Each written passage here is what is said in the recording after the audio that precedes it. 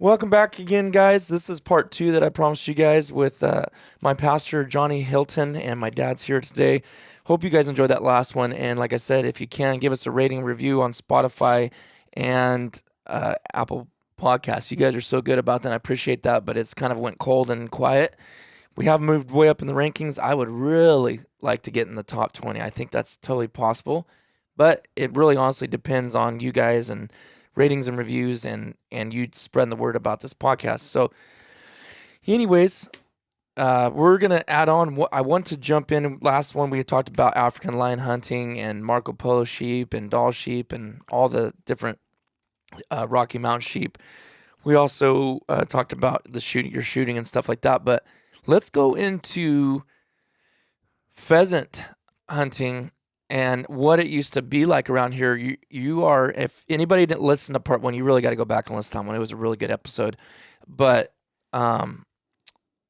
you had talked, we kind of, when you came in today, before we started the episode, you had started talking a little bit about how many pheasants we used to have around here and how it really got ruined.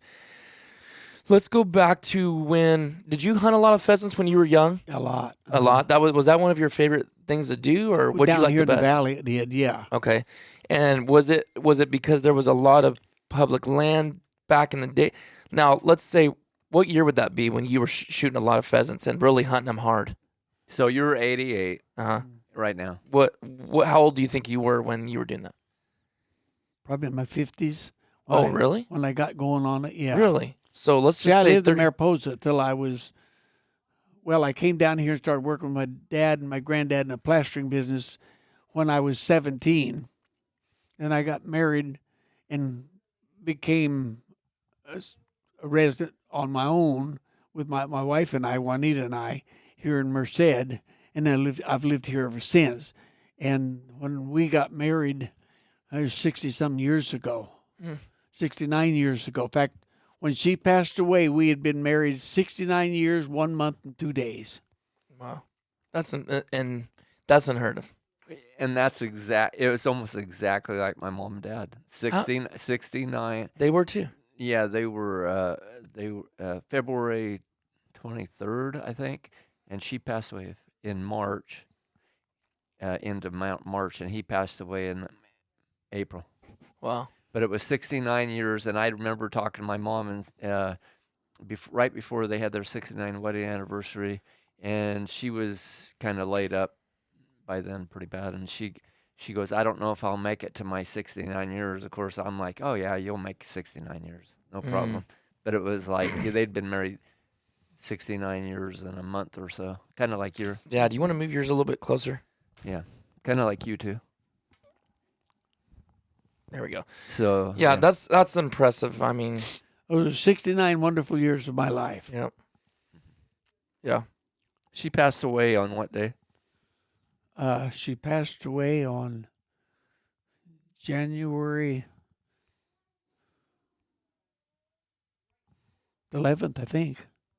Of 2020. Mm-hmm. And how old was she? She was 87. She would have been 88 in August. She's 87 when she passed away. And she was a couple years older than you? Than me? Yeah. No, she's 4 months and 17 days older than me. Okay, 4 months. Yeah, Sarah's almost 2 years older than me, actually. Well, Juanita was born August 11th, 1933, and I was born December 28th, 1933. So I did the math. We're 2022 right now. And you said you started somewhere around in your 50s for the pheasants. Probably. I did the math on that. That would put you around 33 years ago would be 1989. Does that sound kind of right? Probably. Somewhere in the 80s, late 80s. What was, and that's, I mean, in my mind, that isn't even that long ago, right? Because obviously I'm older now. I'm 38 years old. But it's like, I was born in 84. I'm like, it was that good at that age, that time? I might have even started. I haven't thought of that.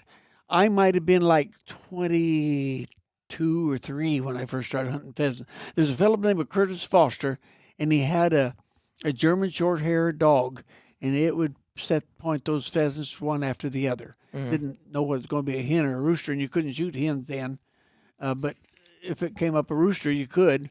And shooting I'd shot so many quail that shooting a pheasant was almost like shooting something Cheating. sitting. Yeah. Yeah.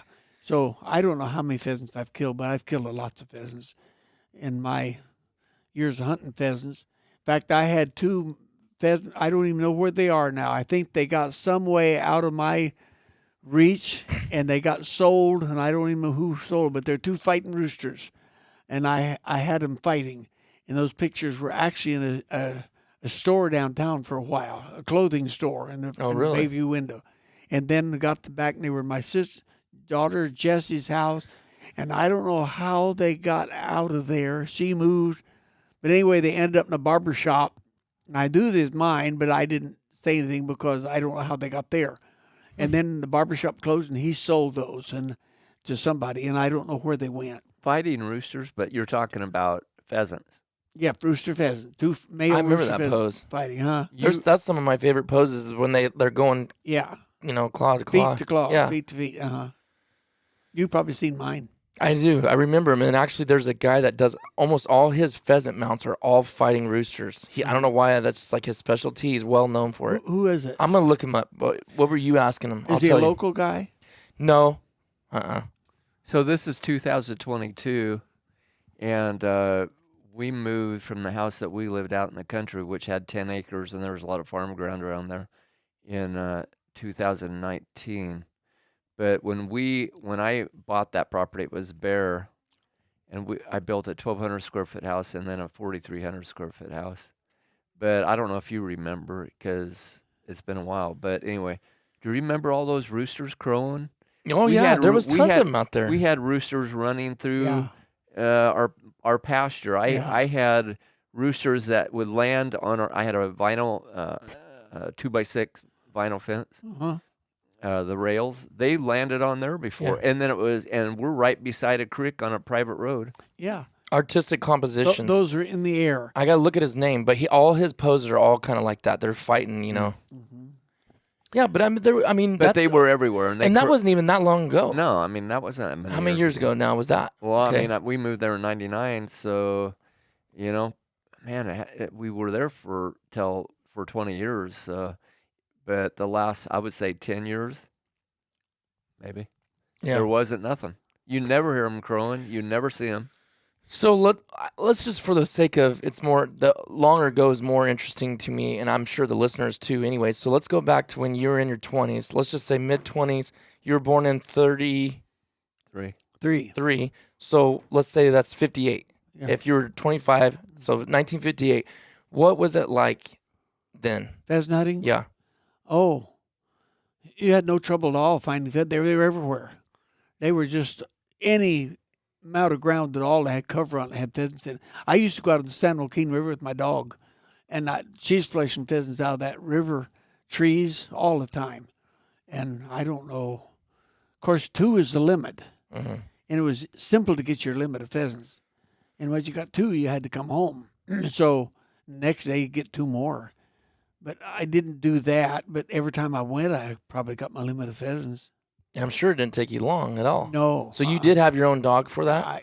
I went elk hunting in Idaho, and there was a fellow that had a German short-haired dog. No, he's a liver-colored dog, whatever he was, but he's a pointer.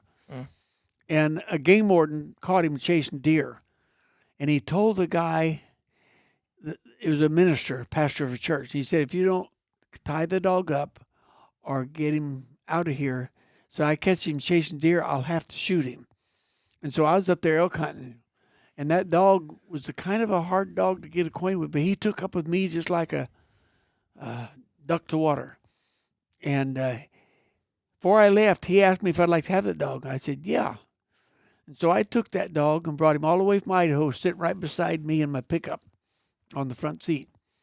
And I got him down here, and he had flushed so many grouse up there in that Idaho country. The pheasant was just another grouse to him. And he was an unbelievable bird dog. He set so many pheasants. In fact, if they jumped, if he got close to them, they jumped, sometimes he'd catch them before they got out of his reach. He'd make a leap and grab them. And I saw him get so close to him, and they'd get in such a clump of grass, he'd jump and put his feet on them, hold them down. They'd be flopping on everything. And he'd hold Really? them tight, and I'd go up and get them. But anyway, he pointed so many pheasants. But he would normally wait for you and point. And just stay there until you got them. He'd point them. He'd get out there sometime too far ahead. But when he'd point them, then I could walk up and catch up to them. And when they flushed, I'd shoot them. And so many people borrowed him because he was such a pheasant dog. He was being used by other people all the time. Oh, really? People knew him. What was his name? Who, the dog? Duke. Duke. Old Duke. I got a question then. So these pheasants, they were natural. They weren't planted, were they? No, they were natural. They were raised. They raised themselves. Because later on, I think they started planting them for a while, right? On clubs, they did. They plant them on clubs. They still do. They raise them commercially and put them on clubs. But these pheasants I was hunting was on river bottoms. Were those okay? So growing up in Oregon, I had a black lab, and we pheasant hunted a lot there. But there was some of the variety of pheasants that would run, and some that seemed like the variety. These will run if they can. If they get in a cotton patch, they'll run down the cotton row. But if they're out in like a pasture where there's a clump of grass and nothing, they fly. Yeah. Okay. Because some would sit and some would run. I noticed. What that. were you hunting in when they ran? Cotton patches? It's been too long. I can't remember. Cotton row, they'll usually run. I just thought I wondered if it was a different breed or something. No, they're all the ringnecks. Yeah. What They can run. when they hunted cotton rows, they'd get guys down at the end, and then get guys at the other end, and they'd run. And when they got close to those guys at the other end, they'd all fly. And then those other guys would shoot their pheasants. So what about corn? Like hunting chopped corn? Is that something you guys did a lot too? Same way, yeah. I never did hunt much corn, but I've seen it. I have, but not much. We hunted a little bit at that one club that back in the day. That was actually a pretty neat place to go. They actually seemed semi-wild versus like there's some places now up north I went to and I was just like, man, you got to plant them yourself. It's just not even. I wonder what those birds are going for now. How many years ago was that? They were 25. Weren't they 25 for each? 25 or 30. They're still pretty close actually. That because we went a couple of years ago and that's what they were charging us. But it's just not interesting to me. I'd rather if you're natural and wild. I mean, I'd like to go get another couple real nice rooster pheasants to have them mounted. Where would you go to do that? I don't know. Montana or Wyoming have them, but probably the best place to go be like South Dakota. They're more that's the kind of pheasant hunting capital of America, South Dakota. So what do you think really? What's your opinion? Why did those pheasants just all of a sudden disappear? Well, in California, they had so much problem with insects, bugs, that they made people, when they picked the cotton, they had to plow it under real quick. When they had mile of maize, as soon as they harvested, they had to plow it under. Well, those birds lived in that, and they ate the seeds that fell on the ground, the mile of maize, and the cotton patches were covered, and they just destroyed their habitat so much. And then, back when I was a young guy, the goshawk was considered a predator. The horned owl was considered a predator. The Cooper hawk, sharp-shinned hawk, those were all hawks that could be shot because they were hard on the quail population, pheasant population, all. Well, all of a sudden, all those birds become protected, so a bird like a pheasant didn't have a chance. And then with farmers plowing all the stuff under, they didn't have a place to hide. And you take an old female pheasant that maybe hatch out 15 little ones to a sharp-shinned hawk, those little pheasants are easy pickings for them. They just destroyed them. So part of predators and farming practices. Back when I was a kid, up in the mountains, there's coyotes hung all over fence posts because the state lion hunter or state trapper would catch coyotes and they took the ears off and hang them on fence posts, and the bobcats the same. I've seen time where there's 15 or 20 bobcats and coyotes hung on a row of fence posts. Then came down here, there's hawks hanging on wires where people had shot the hawk and just stuck them on a wire. And I don't know why they did that, but they did. Now you don't see that anymore because they're all fully protected. What year was that probably? Guessing. In the 40s and 50s. Really? Man. And what's insane is these people are more and more educated, but yet the stuff is declining constantly. So it's like, who is really smart? It's bottom line, it comes down to money. It has to, because I don't see other reason when you're depleted. Like, I don't know, it was you or you that said before we started this you guys started this episode, we were talking about how is it worse now than it was before if we have all these protecting forces on all these animals. Like, we're protecting this, we're protecting that, but then the other ones are completely, like you said, there is basically no wild pheasants. I mean, I'm sure there's a few out there, a handful, but there's like nothing anymore. Nothing. And the deer population is depleting in our mountains. See, back when I was a kid, there was a guy by the name of J.C. Bruce, was a paid state lion hunter to kill lions. And I think it was 769 lion he killed in his lifetime. And he was born and raised in Wawona area. And he hunted all over California for the state of California. Well, that kept the lion population down to a livable number with the deer population.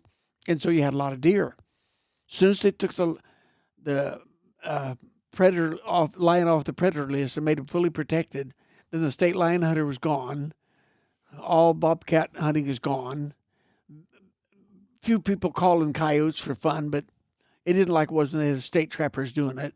And so really, honestly, the deer populations, especially when the government, state, Yosemite Park, issued that proclamation that we're destroying the habitat of the park, and they killed, I think it was 1,400 deer was killed in Wawona.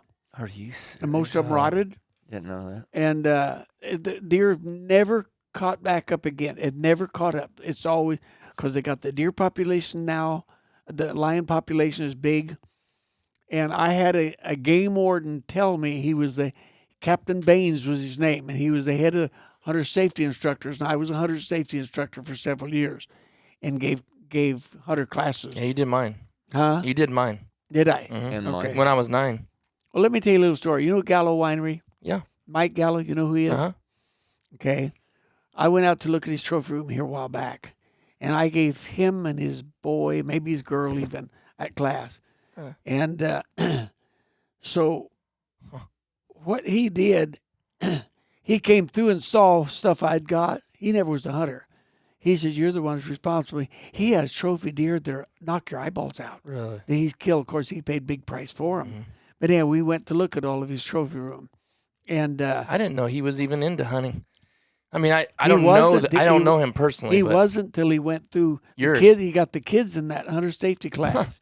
And great guy. Really? He took me out there, me and my son, fixed us lunch, and we saw all through his trophy room and visited with him for quite a long time. Him and Bob Gilbertson, he furnished ammunition when I had the gun shop and shooting range. He furnished reloads to the shooting range. And so they were out there. Bob was there too.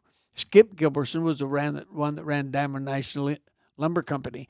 And when we built our church, we built it practically all from Diamond National. And Skip Gilbertson was the manager of that at the time. Of course, he's passed away. Bob's still living, but he's middle-aged man, getting a little over middle age. But great people. And when you see great people that get involved in the sport of hunting, it's good because they have a lot of influence. Mm-hmm. And Mike is a good man. Of course, his family's grown up. I think one of his girls is an attorney somewhere, and they're kind of people that had good education, did things that a lot of people don't do. But had a good visit with him. Where's that at? Where's he live? Do you know? Is it somewhere like around Delhi or something around there? No, out of Merced there. Oh, it is. And No. that's I was taken out there, so I don't remember. I wouldn't even be able to find his place. they again. blindfolded you. Yeah. No, so he just had a massive room dedicated to He that was hunting. and all He- kinds of he different had animals. elk and deer there. Okay. That's about all he had. Okay. He had monster elk he got from New Mexico, and then these deer were from the strip. Arizona Strip. Oh. He probably bought the hunt, which if you put in for draws them, you'll live a lifetime and never. But if you can buy a governor's tag, then you get in there. And Mike probably, I didn't ask him and he didn't tell me, but those deer don't come by easy. You take a buck that's 32 inches wide with massive horns, ragged stuff all over. You don't find those behind every tree. They're kind of a special thing. And to get one, if you ever see one in your lifetime, you're going to be a fortunate person, unless you hunt those places where you can't go without the right kind of tag. I mean, don't need you going because you couldn't shoot one if you saw it. Now, that being said, the difference between, I'm sure, now and what it used to be, I don't know why mine sounds kind of weird or something. Testing. I seen old pictures, like when you go in some of these old stores or markets up in the foothills, up at Sonora, Jamestown, over Mariposa, Oakhurst. You'll go in some of these little old shops, and you'll see old pictures of these 30-plus inch bucks, just from Joe Blow. No one special. Did you ever grow? You had to have. How many times did you see, or does a specific buck or a person stand out to you that shot a monster buck when you were a young person that wasn't, they didn't spend all this money and didn't have all these forces. They just hunted and happened to get a 32-inch buck or something? I've got a 32-inch set of horns now that's at Danny Herring's. I'm going to have it mounted on a hole. I don't have the cape from that buck, but I can get another cape. And I'm going to have it mounted whole. It's 32 inches, clubby horn clear to the end. And he was killed. I was raised on Chowchilla Mountain Road out of Mariposa. He was killed about 3 miles from where I was raised. And a guy by the name of Ray Smithers, he's passed away now. And his son Cap ended up with it. And there's a story there, big story there. The dad of Ray Smithers was Tommy Smithers, and he homesteaded at the turn of the century. In fact, to homestead up there at the turn of the century, you didn't have any food unless you brought it with you. And so he brought a milk cow, chickens, and everything where he homesteaded. And he raised a garden. That's how they lived. And back then, because there wasn't no grocery store in every corner then. And Tommy Smithers, a lion, a grizzly bear, back about 1906, killed his milk cow. And so he had a 25-35 long octagon barrel, 25-35, a double set trigger pistol grip that he had bought back either just before the turn of the century or right after the turn of the century. And his son had it, and his grandson had it, and his grandson also inherited that monstrous deer head. Well, Cap had emphysema bad. He was a forestry guy, worked for the forest fire department for a long time. And I told him, Cap, I don't know what you're going to do with all that stuff, but nobody would like to have that deer head in your dad's old rifle any more than I would. And if you ever saw to get rid of that and didn't have anybody else in your family that went to, I'd like to have it. So he called me. He moved to Nevada because he had emphysema bad. And he moved to Nevada for good air. And he called me one day and said he's going to be at the old ranch that Saturday. If I was there, he'd have the gun and the deer head there. I bought the gun from him. I don't know what that gun's worth. But what I gave him for it probably wasn't worth what it would be worth. And it looks like almost out of the factory, brand new. Really? And he gave me that deer head. And where he got that, his dad up on Westfall Road and up on Westfall Road, a little ways and up off the road about a half mile is where the ranch was. And he had a garden. And he woke up one morning early, and that buck was in his garden. And the buck heard him in the house, and the buck started leaving. And he shot that buck before he got out the garden. And he had it mounted. And I saw that because I drug another deer off the mountain down to his yard, and I knew who he was. And I called my dad from there. Dad was at my grandmother's house. Wait, you said you seen him drag the deer? No, I killed a deer and drug it down to his yard up on the same mountain behind his house. Mm-hmm. I saw that head there. I said, where in the world did you get that deer head? It looked like something had to come from Montana, Wyoming, Nevada, Colorado, somewhere. He said, out of my garden. And poorly mounted, very poorly mounted. And so I kind of kept track of that deer head all the years after that till finally his grandson ended up with it. And I have it now. But that was killed within 3 miles of where I lived. Wow. And it was probably a mule deer, or at least, I don't know. I think it came probably from the other side of the mountains with the migration herd and ended up down here and found good feeding, so it stayed here. That's why I got it. Mm-hmm. So those deer do show up once in a while, but I've never seen one on hoof. I've seen lots of bucks, killed a lot of deer. up in the Sierra Mountains there. But I've never seen a deer like that, a live deer with my eyes in my life, anywhere. Colorado, Montana, Wyoming, anywhere. And he just kills it out of his garden. Huh? And he just shoots it out of his garden. Yeah, right out of your garden. Got up early one morning, fixed him a cup of coffee. I get a pot of coffee, and he looked out the window, and that deer was in his garden, right behind his house. So he just went and got his rifle, stepped out on the porch, and of course the deer had heard him and was getting out of there, and he shot him before he got out. Now, do you think he was excited as I would be if that was in my garden? I don't think so. Probably just another. I mean, he knew it was big, but it didn't mean to him like what it mean to me. Probably. Wow. No, he didn't go hunting for it. He didn't go looking for it. Yeah. It was just there. Yeah. Wow. Huh. So many different things on quail hunting. Like, what was your favorite type of bird hunting? Well, I probably hunted more quail than anything else. I've probably killed hundreds of quail because it's raised right there. Quail all around my house, quail everywhere there. My grandmother's place, and every place. Is it valley quail or mountain quail? Valley quail. Valley well, quail. there's mountain quail there too. I killed quite a few mountain quail, but more valley quail. What's the difference? The one is bigger than the other, right? Well, the valley quail is a little blue-like quail. It's got a little crooked top knot on top. The mountain quail's got a long, straight top knot on top of his head, and he's got a purple throat, where the valley quail has a black throat.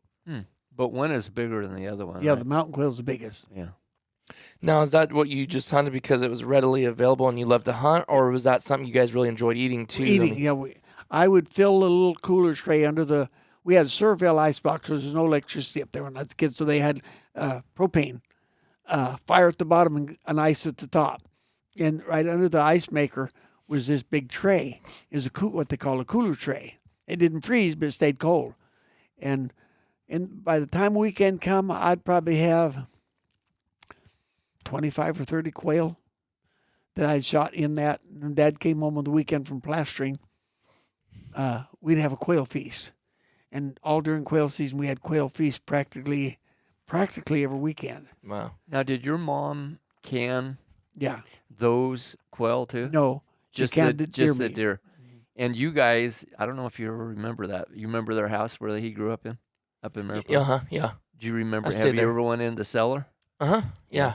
So tell him about that cellar, because that was a pretty neat story. Well, it was dug out of the side of the hill, and Dad totally concreted it, all the concrete around. So it was cool in there. In the hottest of summer, it was cool in there. And Mama would can probably 350 quarts of stuff for winter, and deer included. In fact, you canned the deer meat, then you had to call the game warden before season was over 10 days, and he'd come out and he put a seal across the top of the lid down over the side of the jar. And that seal, if it's ever broken, you couldn't fill it up with deer meat again, because that could be considered illegal meat. He never came and checked us. But I was gonna say they did that anyway. Huh.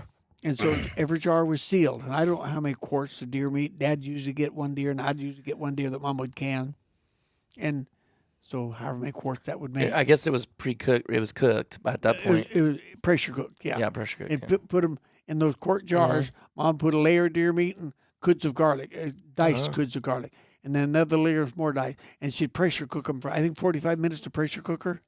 And cook it real, just tender, it'd fall apart almost. It was so tender. And then the winter, that's the meat we ate. Which my mom used to do. Yeah. It. And that I loved real going in that. tender, huh? Real tender. Yeah. I loved going in her canning room. Yeah. And she had, was it 3 walls? No, let's see. 2 walls. That one big one when you first walk in on the left, that one be full. Was it more full when you were younger? Like, did she have more of it? Because when I was really young, I remember every single shelf being full from the floor to the ceiling. And She all had- from her own garden Yep. in the Willamette Valley up in Oregon. Yeah. But they had 2 freezers too. Yep. That was always full of stuff. One had cookies, chocolate chip cookies in it all the time. Well, in the back of that cellar, the wall in the back, we made a big hole in it, Dad and I did.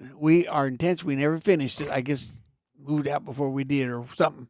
Anyway, we were going to dig back in that hill further and put a regular deep, where you could hang a deer. Oh, yeah, like a stand-up freezer, And deep freeze. make a regular freezing unit back there and put a big door on that thing we cut yeah. where it'd hold cold in. Uh-huh. And we were going to make a deep freeze back in the mountain there, a big one you could walk in. Oh, that'd be awesome. But we never finished it.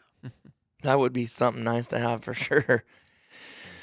Yeah, I'm just kind of curious how all that, like, what kind of other things was she canning? That always interested me. I love that. Oh, as a she kid. canned a lot of green beans, Mhm. Kentucky Wonder Bean, Grandma. a lot of corn, What's that? What did you say? A Kentucky? Kentucky Wonder Bean. What's that? A green bean called Kentucky Wonders. Okay, that was the. Label on the Okay. seed pack you bought. Okay. And it wasn't the kind that you can only produce once. It was the old original kind. The ones you got now, you go buy seeds now, it'll produce the next season, but you can't produce seeds from that one. But those would. Yeah. What else? What other things did she can? So do you have trouble with deer coming in your garden? Yeah. Dad always tied a dog down the garden Oh, really? to keep deer out. Oh, yeah, they'd come eat the tomato plants, especially. I don't know why tomato plants are so good, but they'd eat those to me. And when your corn was first coming up, they'd eat that corn right off the ground. So Dad tied a dog down there, and they wouldn't come near that dog there. Raccoons probably too. Yeah, but the raccoons weren't too much bad on the garden. What they were bad on was grapes. Dad had a grape arbor there, Concord grapes. We made a lot of grape juice. Mom would make jelly out of that. And that was the juice we'd have with our meals too.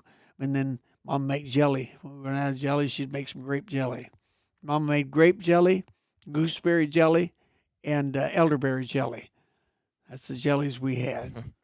Dad likes elderberry. Elderberry is now they make a lot of supplements out of that. It's Do they? good for your immune system. Yeah, elderberry is high in, what do they call it? Antioxidant. Antioxidant, yeah. And those just grew wild around there, right? Yeah, and I'll tell you another thing's high in that. When you go to Alaska, the blueberry, those wild blueberries, boy. Are they way better than something you would buy around here? Oh, they're better. Well, I don't know about I elderberry. mean, could you make yourself sick just eating them because they're so good? Tell you what we did. When I killed that doll sheep, Barney and I bought 2 tin cups, a little bigger than this. And we bought little cans of canned cream, the little cans, and bought packets of sugar. When we was up there sheep hunting, we would go pick those things full of those blueberries and put that packet of sugar in it, pour that canned cream. You talk about good. Treat. That is a treat right there. Oh, Memories, my. huh? And that's high in antioxidant. And that's when you get your bear hunting. I saw a 500-pound bear. I even went back the next year to try to get him, but I never saw him again. But he was there the year I got the sheep. So He's a black bear. So if they're young, they need to know about antioxidants. Yeah. Yeah. But those bears get out of those open ridges, and they're just chomping on that blueberry stuff. Oh man, Barney told me about that. He said that was like the highlight of everything. Just eating. I got moving pictures of that bear. Oh, you do? At the distance it was, you can still tell he's a monster bear. Wow. He's at least 500 pounds. So when you went sheep hunting up there, you never had problems with grizzly at all? Because you're above where they're at. I saw grizzly tracks, but we never saw one. Never encountered. I wouldn't go without a gun. Now Johnny walked all the way in there without a gun. I wouldn't have done that. Not in grizzly country. No. No way. No. But Now, with my did rifle, you I shoot would a grizzly? You've shot a grizzly, haven't you? Yeah. You want to tell us about that? That might, and then with that we could cut you guys loose because I know you got to go. Well, that was British Columbia. Okay. I was up there hunting in British Columbia for caribou, goats, and I knew he was in grizzly country. And I had a grizzly tag almost every time I went. Grizzly tag and wolf tag. But it just seemed like I never did see a grizzly. Other guys would get them, but I never saw one. What they do when you kill something and you leave the rest of the carcass there, the insides and all, grizzlies hit that and they cover it up and sleep on it. Those other guys got them, but the ones I got never did produce a grizzly for me. But one year I was up there at another camp called Duty Camp, and way up on the mountain, a guy had killed a caribou before I got there, and that bear was on that caribou. And so we went up there. He was a small grizzly, old grizzly, but he was one of those smaller ones. One just didn't get big. And I had my old dad's old 348. Dad wanted to shoot a grizzly with that 348, and Dad got where he couldn't go. So I took his 348. I said, Dad, I'll try to get one with it. Well, I shot that grizzly with that 348, and it hit him hard, but didn't drop him. I hit him in the vitals, but he was trying to get away. He was running, not fast, because he's pretty badly hurt. And the guide said, John, don't let him get in the timber. They hate to go in the timber after a wounded grizzly. I don't understand why. Yeah. And so he had my Weatherby. I had a 300 Weatherby then. I said, well, hand me my Weatherby. And he was a little out of the range of my 348 anyway. So I just put the scope behind his shoulder and shot him and dropped him right there. But I had that. That's one of the mounts that I gave to the Academy of Science in Fresno. Okay. How big was he? 350, 400-pound bear. Oh, really? I've seen some they got up there that were like 900-pound bear. Yeah, I thought a grizzly would have been a lot bigger than 300, 400. Well, mine was just one of those little ones. He's an old bear, but he didn't ever grew to be very big. More bear, but just didn't get big. So there's a difference between a grizzly or Alaskan and a grizzly bear is the same thing, right? Well, Alaska brown bear is just a grizzly bear, but he's fed on salmon and the roe out of salmon so much over the generations they just produce such a big bear. See, those Alaskan brown bears can get up to 1,500 pounds. That's big. That's and you haven't went after one of those? No, I want to. I'd like to go this year, but I don't think I can. If it's tough hunting. A boat would have to come in before I could do that. Now, is that what Brother Beckett killed? He got one of those big ones. Yeah. Then. How big was his? Do you remember? His wasn't a 1,500-pound bear, but probably 800 or 900-pound bear. Oh. And Johnny was with him on that, wasn't he? Yeah, Johnny was his guide. Yeah. Wow. So if you had, last question here I got, if you had the option, say you were going to watch a fight between two animals, you had an African lion and you had a grizzly bear, who do you think would win? Oh the lion wouldn't even get he wouldn't even have a chance.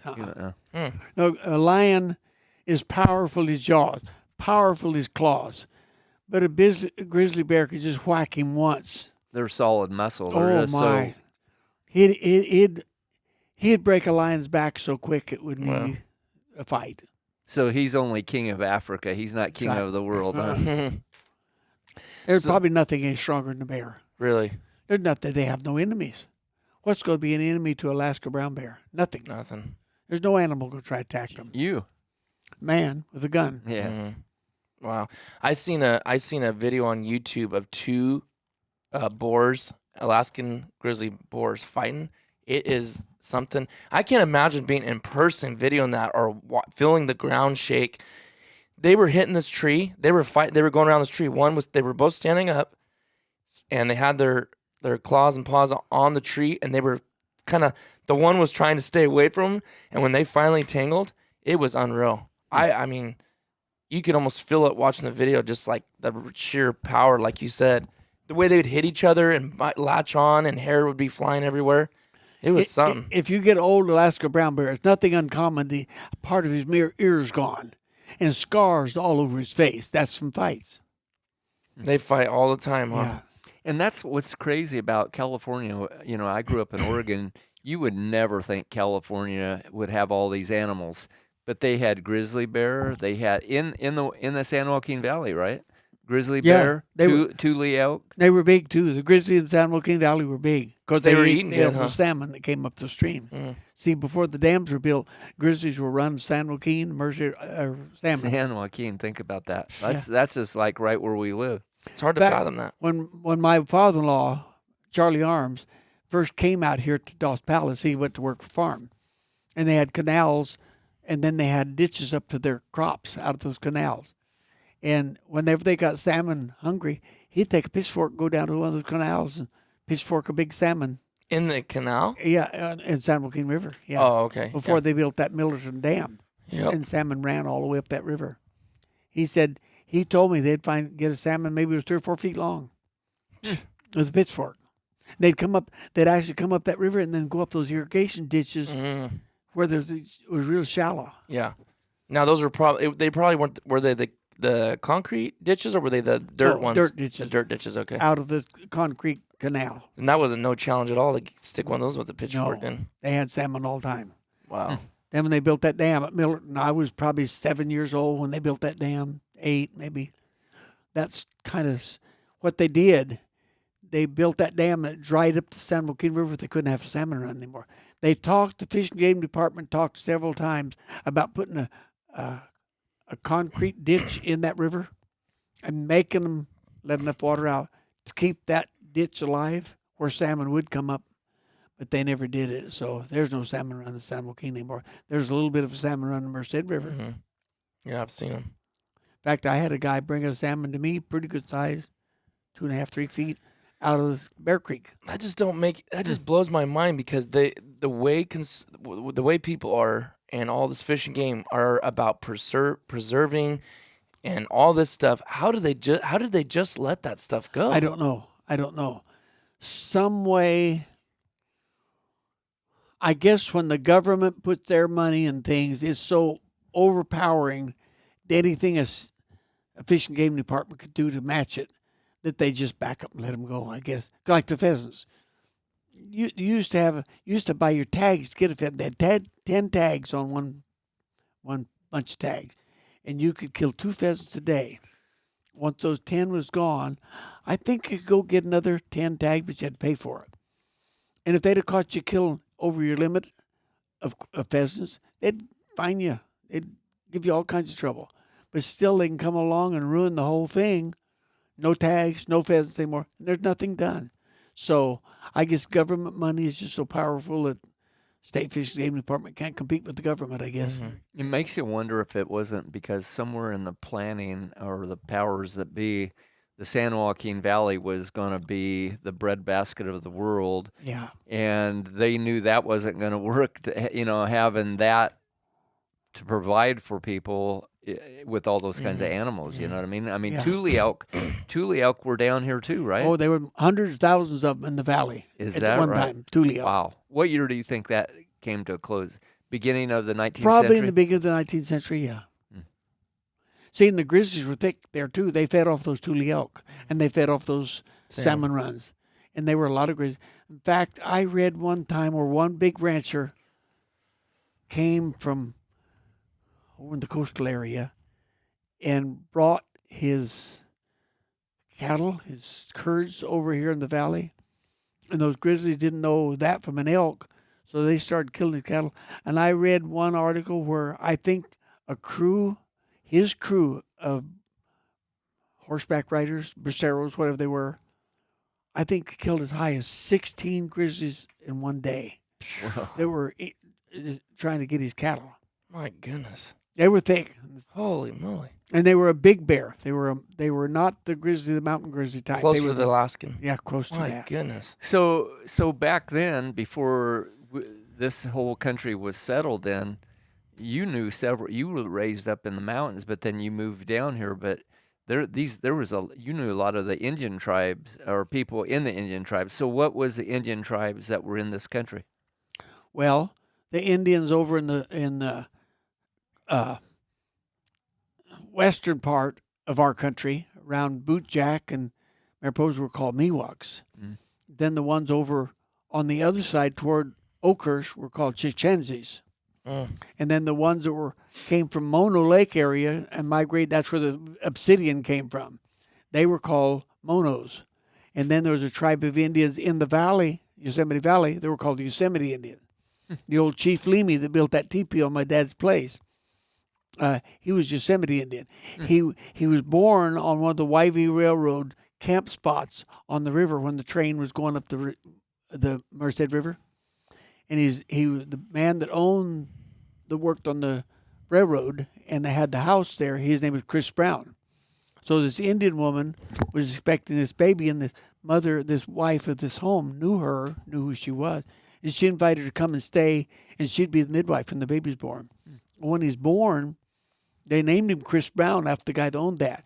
But when he became an Indian chief, his name then was Leamy. Chief Leamy, Leemee. And he actually built that teepee on my dad's place for my dad. He stayed all night with us. And he knew me, he knew my dad, he knew all of us. And at parades in Merced and at fair at Mariposa, he'd have a flatbed truck somewhere at the parade in Merced and outside the fairgrounds there in Mariposa.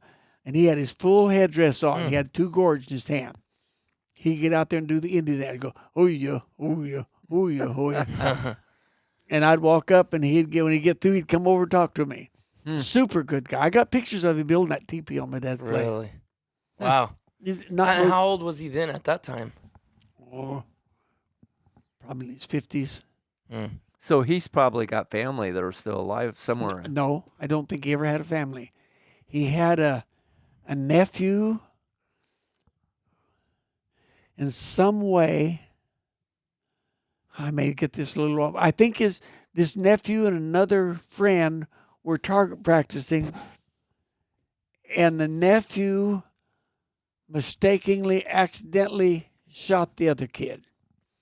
The other kid run in front of him or something. It wasn't murder. It was an accidental thing. But that so got that kid that he kind of left here. And I don't know if there's any offspring of his relatives left at all or not anyway. Chief Leamy, I don't remember when he died, but he died when I was probably in my early 20s. But he was just a very colorful man. Everybody knew him. Chief Leamy was a household name up there where I was raised. Well, what's funny, too, is because when we moved along, it was Miles Creek. And I know that a lot of that water system is controlled, probably water going through it, but that was actually, we built in a flood zone because that country used to flood a lot. Now it's obviously all agriculture, but I actually found obsidian knife. Did you? Yeah. Do you have it? Yeah, somewhere. Huh.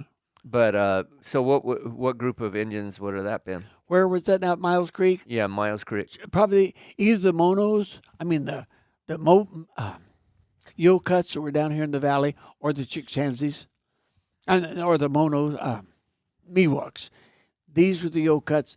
And this part of the Sierras right up here was the Miwok Indians.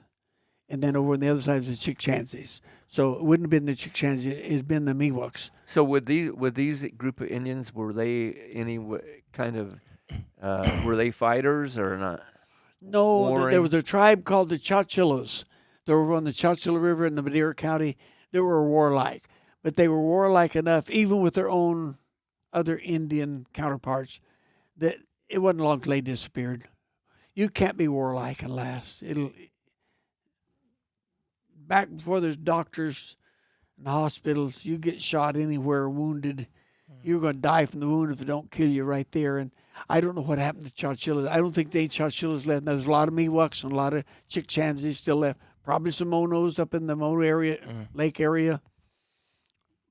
I don't know if there's any Yosemites, but what it is, they were all the same Indians, and they intermixed so much. When the Monos came down, they'd mix with the Miwoks and the Chickchansies, and the Chickchansies mixed with if a Chickchansie girl fell in love with a Mono guy, what are they going to call their kids? Chickamonos or something? They mix. And the same with the Yokuts down here. They mixed with the foothill Indians too. So they were all the same bunch. They just some rancherias where they lived. There's a rancheria on my dad's place. And the old George Washington, his name was John Cauchetti. He lived to be 103 years old. He was about a 10-year-old kid when they built the Mariposa County Courthouse. All of us knew him. The whole families knew him. George and Jenny. In fact, they had two daughters, Prosy and Emma. And Daddy and Mama went to school with Prosy, little Chowchilla Elementary School. So Daddy and Mama knew Prosy just like neighbor kid. And old George Washington, the old Indian, we'd go over and talk to him. In fact, Dad and I have ate acorn meal mush with them right there in their house that they processed out in the rocks, out where they have the grind holes, and they bring it in and purify it, get the tannic acid out, or bitter, out of their wicker baskets. And we went in there one day, and they fixed a big bowl of acorn meal mush for Daddy and one for me, and it was good. Nothing wrong with it to me. You know what boggles my mind still? I'm still kind of backtracking a little bit. Is the fact you said that guy killed 16 or 18 Grizzlies. His cowhands. His cowhand in one day. I'm thinking, how are these Yucatan, the Indian tribe? Which one was that you said? Well, the Yucatan. The Yokuts were in the valley. Oh, Yokuts. How in the world did they sleep at night? I mean, if there's that's infestation beyond that. I mean, I would have a hard time sleeping at night. Well, probably there was enough elk and everything else in the valley that those salmon runs up the streams that they wouldn't bother people. So. I would doubt there was some kind of problems, but of course that's back before any news or anything like that. So there might have been Indians that were killed by those grizzlies, but you don't know about it. Yeah, there's no way. There's no record of it, huh? Huh. Well, man, this has been awesome. If you have time, you'll have to come over again because I guarantee there's a lot more questions we could ask you. But for time's sake and your guys' schedule, we're gonna go ahead and end this. So thanks, Brother Hilton, for You're sure welcome. coming. I I've appreciate. enjoyed it. I love hearing the history. You know, let me tell you something before you close off. The reason I do have the information I have, when I was a kid, there was no such thing as these, no such thing as Nintendo games, no electronics whatsoever. So really, all I could do for entertainment was sit around and listen to old people talk. And what I know, the way I learned it, young people nowadays wouldn't take time for that because they have too much other things going on. But I didn't. So when you take old people like people have been dead for many years. I sit and listen to them talk. And I didn't have anything else to do. If they came around, I just sat there. I was too much of a kid to butt in because I didn't know what they're talking about except what they were talking about. And I'd sit there and listen to them. That's how I knew all those landmark places up in the mountains. That's how I knew there was Chickchansies. That's how I knew there was Monos. That's how I knew there was Yokuts in the valley. I knew there was Miwoks in the western part of the Sierras, the Monos. You see, I knew that because I heard people talk. And then I went to school with those Indians. And the Indian kids I went to school with, their grandpas and grandmas was old people. We'd go to our little school get-togethers, and those old people would be there. I'd listen to them talk. John Leonard was one of the old Leonards that was in the years and years. Tom Leonard was another one. Tom Leonard's dad was working. He was a redheaded Irishman, and he came over there and married an Indian woman. He married I think she's a Harlow or Leonard, and he married her. Of course, that put him. His son was Tom that I knew. I used to take Daddy over and visit with him and Evelyn, his wife. We'd go over and visit with him. Tom actually had the .38 caliber gun that the government issued him to be a bodyguard for Teddy Roosevelt when he went through Yosemite Park. He gave that gun somewhere in the park. They've got it because he donated that to the park. Wow. And that was his revolver that was donated to him to be a guard as Teddy Roosevelt went through the park. Wow. And when you a kid and grow up around that, you just know things kids can't know anymore because they aren't where it's talked. In fact, it's not talked anymore. And back then, I had so little to entertain me that that's what entertained me. That's why I knew that. Right. Well, what's so incredible about you too, seriously, I mean, my mom was 88 when she passed away. My dad was 91. But your memory at 88 years old is not normal. You know, remembering names and names and I mean, just unreal. And so it's like this wealth of information. I mean, you could just listen. But what's good though, and like you said, I know exactly what you're talking about. Too many people are on their phones and they ain't listening to each other. But the good thing is that having something like this is recorded. Is it something we can go back to, and something we can remember and at least keep some of those things alive. You can't even talk about things kids when I was a kid would want to hear said. You can't talk to them. They're just sitting doing it. They don't hear what you're saying. No, they don't. So therefore, when they get older, they don't know what they could have known if they hadn't had this. And I didn't have it. So I didn't have anything to entertain me but listen to old people talk. I heard people, like old George Washington, he was 10 years old. He figured he's about 10 years old because he didn't know when he's born, when they built the Mariposa County Courthouse. I think that was 1885. So 1885, 1875. So I listened to him talk. When I hear him talk, I learned things went back clear back to 1875. Wow. My great-grandfather Blakeman was born in Wichita, Kansas. He was a big kid when Custer was killed. I've heard him talk about it. He born in 1860. So I learned, I could tell you things clear back to 1860, long time before I was born. But I heard him talk. So therefore, Grandma, his wife, was born in 1863. She's gored by a buffalo. I heard the story. Dad had a buffalo horn. I think Mary's got it. That Grandpa Blakeman dug up out of a buffalo wallow in Wichita, Kansas. And Dad made a horn you could blow. Make sound like a cow horn. But he's got that horn, that buffalo horn. Well, I was privy to all that stuff because they didn't have anything else to entertain me but that. So I saw all that and learned all that. Those years, like 1860 was Grandpa's birthday, 1863 was Grandma's birthday, great-grandparents. My grandpa was born 1885. 1885. Grandma Hilton was born 1890. My dad born 1909. My mom born in 1908, my dad in 1909. I learned those things because I didn't have anything to do but listen. Mm-hmm. I'm thankful I did. Sure. Yeah. Definitely. Yeah. And we're thankful that we get to actually, Yep. and really stop and think about it. I'm 66, you're 38, and maybe this is the end, but because I do have to go, but you were 5 or 6 years old when we started to go to church there probably, and you were probably 5, 6, or 7 when me and you and Brother Hilton went on that first hunt up near Rifle, Colorado. He brings that up all the time. Do you Yeah. remember that when your dad slept on the side of the mountain? Yeah. So we got some history. Oh, man. It's amazing, honestly. If you're available sometime, we got to do this again and talk about some of that Colorado stuff and all those That's your memories. dad stay all night up on the side of the mountain? Yeah. David and I watched him up there.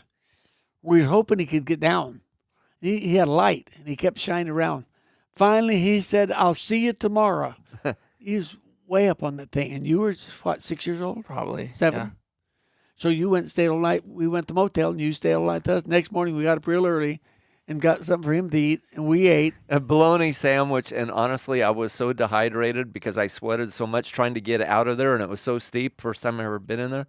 So that's what happened. I started that fire, and I remember if I'd have known it, I could have shot some audads, because the next morning when I got up and just kind of went around the corner where I was at on that bluff, there was a whole group of them, audads over there.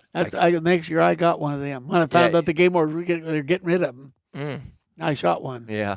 Danny's going to mount a hole for me. Oh, really? I guess he is. He got the hide and horns anyway. Huh. Yeah. But yeah, some really great memories. Crazy memories.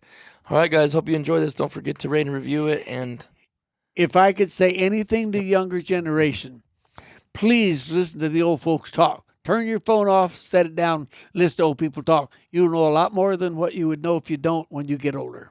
Yeah. Yep. Thank you for that. I agree. I'm not going to add to that. We'll see you guys in the next one. Okay.